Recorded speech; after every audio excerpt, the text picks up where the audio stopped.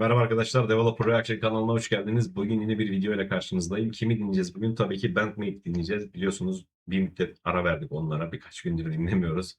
Bugün Bandmate dinleyeceğiz. The Non-Fiction Days isimli parçalarını dinleyeceğiz. Şarkının söz yazarı Nakamura Kanata ve müzik Toshinari Onishi. Umarım doğru telaffuz etmişimdir. Yanlışsam kusura bakmayın lütfen. Ee, Demek ki söz ve müziği kendilerinin yapmadığı döneme ait bir şarkı bu şarkı. Çaylarınız kahveleriniz hazırsa gelin bakalım grup bize bu şarkılarında neler hissettirecek dinleyelim birlikte.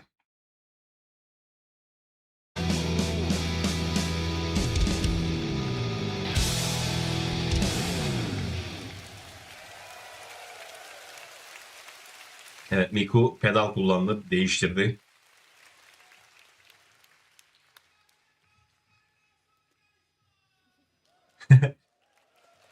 Bir şey dedi. Çok özür dilerim. Konserlerde bu çok oluyor.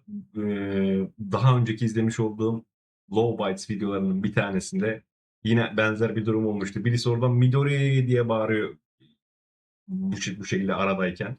Diğeri oradan Miyako diye bağırdı. Hiç alakasız bir şekilde başka birisi de Yakuza diye bağırdı. Çok komik bir durum olmuştu. Bulursam linkini açıklamaya eklerim, tekrar bakarsınız siz de oradan. Geri aldım, kusura bakmayın. Baştan başlayalım. Temiz başlayalım.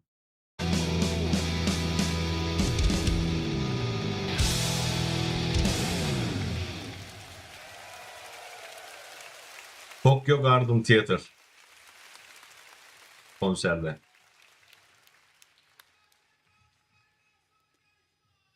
Ne diyor acaba? Bilen arkadaşlar yoruma yazarsın. Oh!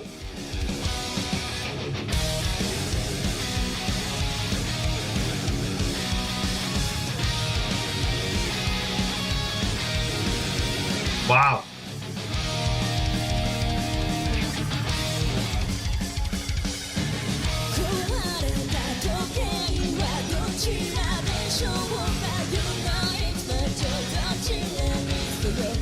Wow!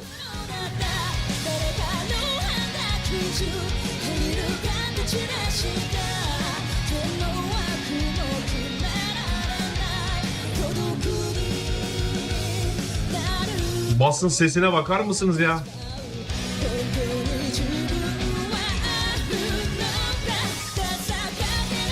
Akane.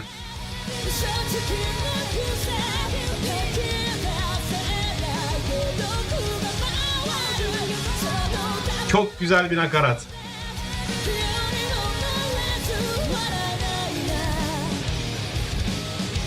Wow.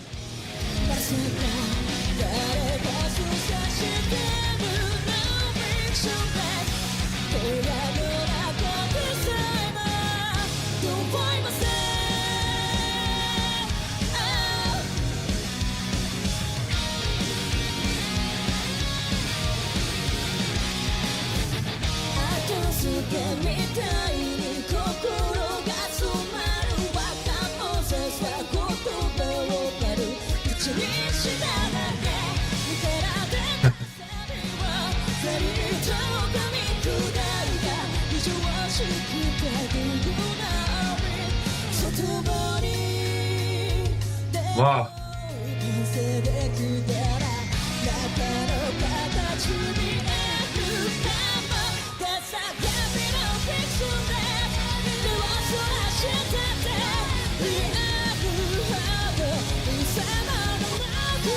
Harika bir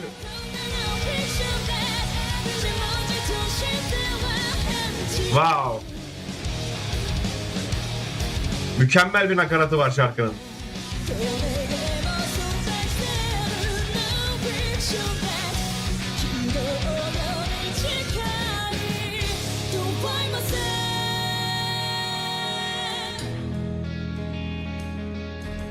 Harika bir düşüş.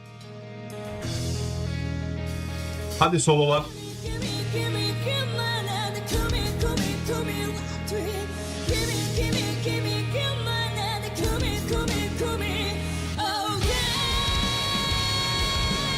Wow.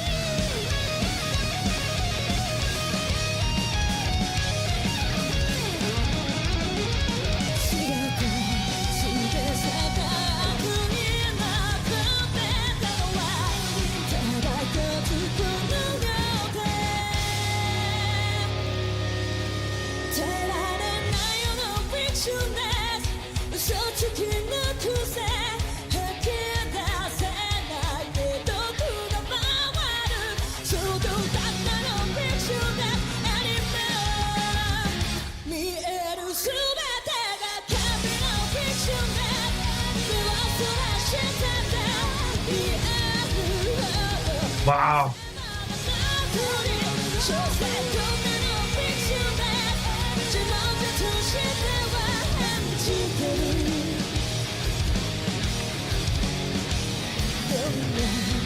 Harika bir şarkı arkadaşlar.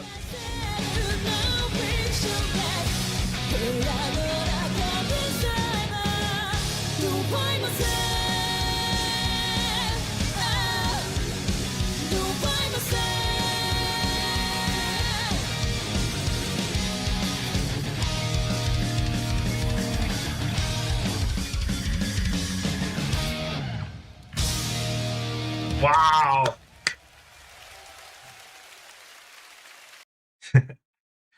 Evet, giremedim yine aralara. Harika bir şarkı dinledim yine Bandmate'den. Üzerine düşeni tam anlamıyla yine yaptı. Yine kahvemi unuttum bu arada, kusura bakmayın. Öncelikle en baştan başlayalım. Şarkının sözleri ve müziği başkasına ait demiştik. Kendi yazmadıkları döneme ait demiştik. Sanki 40 yıldır çalıyorlar gibi konserde sıfır hata ile yine bize sundular grup. O yüzden çok profesyonel ve uzman olduklarını düşünüyorum. Öncelikle şunu söyleyeyim. Düşük akort Bandmaid'in o dönemdeki J-Rock sahnesinden daha metal odaklı bir sound'a yöneldiğini çok iyi gösteriyor bize. Parça yaklaşık yine 180 BPM'lik bir oldukça hızlı, agresif ve sürekli ileri iten yapıya sahipti. Girişten itibaren temel dört dörtlük üzerine ilerliyordu ama araya giren o growl kırmaları ve vuruş kaydırmaları şarkıya progresif bir his veriyordu açıkçası. Özellikle köprü bölümünde ritmik bilinçli olarak gevşetiliyor ve sahnede bu çok güçlü bir etki yaratıyordu ritim. Şarkının enerji eğrisine baktığımızda Akane'nin kaotik ama tamamen kontrollü davul atakları ve Kanami'nin yırtıcı riffleriyle o ilk patlama resmen yeni bir dönem başlıyor hissiyatı yaratıyor dinleyicide. Kanami ana riff'te bolca pinch harmonics kullandı ve hızlı alternate picking kullandı. Mickey'nin ritim gitarı ise daha böyle Kanami'nin melodik işçiliği için koyu ve sağlam bir temel oluşturdu diyebiliriz bu şarkı özelinde. Solo kısmında Kanami'nin tarzı tamamen melodik, metal ve neoklasik dokunuşlar üzerine kuruluydu. Hızlı teknik pasajlar, slide based phrasing ve temiz legato geçişleriyle solo hem melodik hem de akılda kalıcı bir karakter taşıyordu açıkçası. Saiki bu parçada yine sert, güçlü, agresif bir vokal tonuyla karşımıza çıkıyordu. Özellikle o nakarat akılda kalıcı kısım, nakaratta mükemmel bir his yaratıyordu dinleyicide. Kullandığı drive direkt harekete geçiş hissi veriyordu açıkçası. Eee Kanami'nin arpej tabanlı riffleri aslında o hızlı alternatif pickingleri parçanın teknik omurgasını oluşturuyordu diyebiliriz. Ayrıca minik tapik geçişleri ve işte o slide phrasing dokunuşları şarkıya çok güzel bir akıcılık katıyordu diyebiliriz. Ve Miku. Miku ritim gitarı partisyonları gerçekten temiz ve punchy. Palmut odaklı ve o aralarda nefes alan çok tok bir yapısı var. Vokal tarafında ise Saiki'yi tamamen destekleyen, mükemmel bir şekilde tamamlayan bir Miku izledik yine. Nasal tonu sayesinde harmonilerden net bir ayrışma sağlıyor ve özellikle köprü bölümlerinde dikkat ettiyseniz parçayı yumuşatarak ileri taşıyan kişi Miku'ydu. Dikkat ettiyseniz.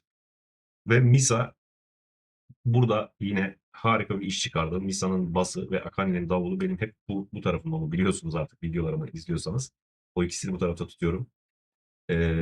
Bu şarkıda sadece bir ritmi takip etmedi. Özellikle de verse bölümlerinde tamamen kendi melodik yolunu çizdi diyebiliriz. Walking bass geçişleri ve o kromatik slide'lar şarkıya inanılmaz bir derinlik katıyordu açıkçası. Tonu growly ve önde gitarlarla birleşince duvar gibi bir sound oluşturuyordu. Parçanın gizli omurgası tamamen Misa diyebiliriz. Ve Akane. Akane burada tam anlamıyla bir şarkının motoru görevini görüyordu yine diyebiliriz. Ee, Dikkat ettiyseniz düşüşlü ve ataklı harika bir yine e, bateri şovu izledik diyebilirim bunun için. Hi-hat ve snare senkopları düz rock'tan ziyade progresif bir yapı sundu bize. Double time hi-hat kullanımı ve snare'ler, nakarata geçişlerdeki o ince ghost note dediğimiz bunların hepsi Akane'nin imzası diyebiliriz. Özür dilerim. Ve Saiki ile Miku'nun dikkat ettiyseniz vokal uyumu bu şarkıda çok öne çıkıyordu. Saiki güçlü ana vokaliyle Miku'nun yumuşak ama belirgin harmoni tonu açıkçası parçanın dengesini, karakterini belirliyordu diyebiliriz. Ee, Dış dünyayla yaşanan çatışmalar, maskesiz bir hayat sürme çabası ve gerçek bir duruş sergileme üzerine kurulu diyebiliriz sözlerinden gördüğüm kadarıyla. Çok özür dilerim.